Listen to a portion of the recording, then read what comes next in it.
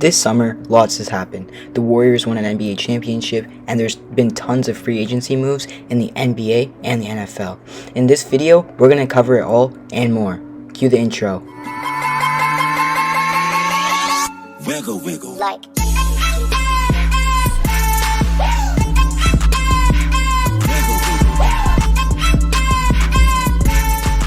For the fourth time in 8 years, the Golden State Warriors have won yet another NBA Finals. Steph Curry finally got that Finals MVP he's always wanted, and the supporting cast like Klay Thompson, Draymond Green, Otto Porter, Jordan Poole, Andrew Wiggins, they all got their rings and proved their worth. And also, great things happened. Klay Thompson got litty at the parade, Draymond Green dropped another episode of his podcast, and all in all, things worked out well for the Warriors, though they lost a lot of talent in free agency. With that, let's start off our segment on free agency. The biggest signing in my opinion this year was Jalen Brunson. The Knicks signed him to a $100 million+ deal, and this is the first time a player who has never been an All-Star before is signing a deal this big. Now the Knicks are playing three very, very young guys who don't have that much big game experience over $100 million. Let's see how this works out for them in the future. Also, the Hawks got Dejounte Murray, which is a huge defensive signing for them. This really makes them contenders as they have one of the best backcourts in the East. Let's see what Trae Young can do with a real star on his team. And then for some reason, the Timberwolves decided to go trade for Rudy Gobert from the Utah Jazz. This is literally one of the most pointless things I've ever seen. What? Like, you literally already have one of the best centers in the league. You're going out and trading for another one that's not even that good for the current situation you're in. I don't know what is going through the Timberwolves' minds. Like, bro, what are you even doing?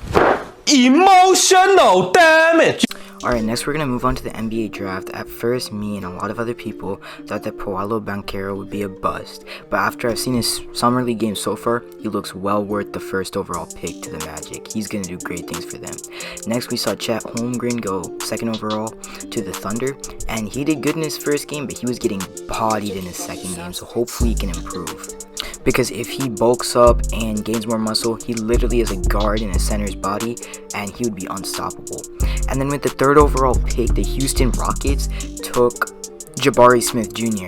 And in his first summer league game, he was guarded all game long by Paolo Banchero, and Banchero was guarded by Smith.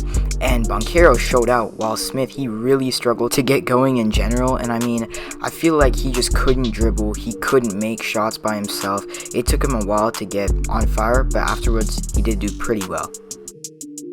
The last thing I wanted to talk about regarding the NBA was the Detroit Pistons. This draft, they got Jaden Ivey, they traded for Jalen Duren, a center out of Memphis, and in their first summer league game, they were looking nice. They were throwing up alley-oops to each other. Pistons look really good, and next year I feel like they're a dark horse playoff contender. They got Cunningham, they got Ivey, they got Duren. I feel like they're going to sign more people too. So if you're a Detroit Pistons fan right now, life's good, looking good for you. They're going to improve in the near future. And that just about wraps it up for the NBA. Let's go on to the NFL. For the NFL, we're going to start off with free agency and trades. First off, Davante Adams went to the Raiders from the Packers. Khalil Mack went from the Bears to the Chargers. Russell Wilson from the Seahawks to the Broncos. Matt Ryan from the Falcons to the Colts. And Tyreek Hill from the Chiefs to the Dolphins. Now, there's a lot more. You can find them all on my Instagram, link in description. But I'm not going to be covering all of them in the video. Bruh. But I did want to discuss a couple of trades in detail, including this Tyreek Hill one. I don't know what was going through the Chiefs' head, why they wouldn't give him the money, but trading him to the Dolphins was a pretty dumb decision, not only for Hill himself because he's losing a lot of talent, losing Mahomes, but for the Chiefs too. Next, I wanted to talk about the Matt Ryan trade to the Colts. This was a pretty good trade for both the Falcons and the Colts because the Falcons were able to get their guy in Marcus Mariota and draft a rookie.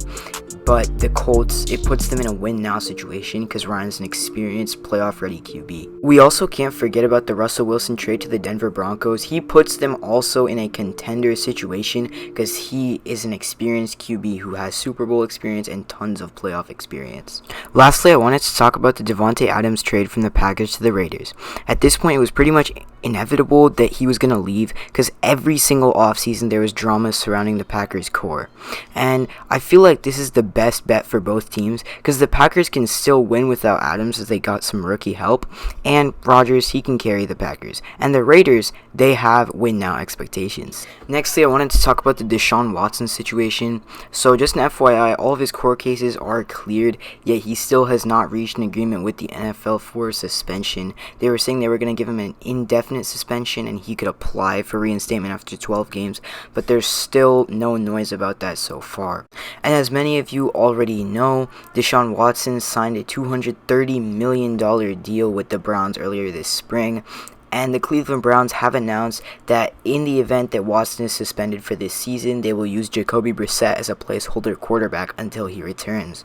So I personally feel like the Browns made a mistake paying him that much money to not even play a full season. I mean, $230 million fully guaranteed, like, that's NBA money right there. But it's whatever. We'll see what happens to the Browns as the season goes on.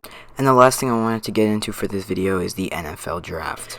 So with the first overall pick, the Jacksonville Jaguars ended up taking Trayvon Walker, which I don't think was a good decision. They had Aiden Hutchinson on the board.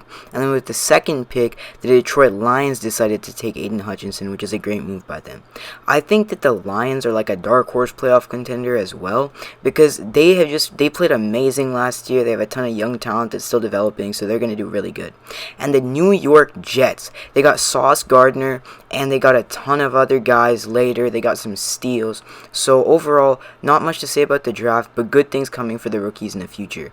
I'll update more on the draft class as the season goes on. And to end it off, I just want to say thank you for watching this video. Please be sure to come back. I'll be uploading 1 to 2 times a week for the rest of this year. Sorry for not uploading all of last year. Had some stuff going on. Couldn't fit this in too. But for the rest of this year, I will do that. Also, check out the links below. Instagram, Discord, link below. And have a great day. House of Stats, out.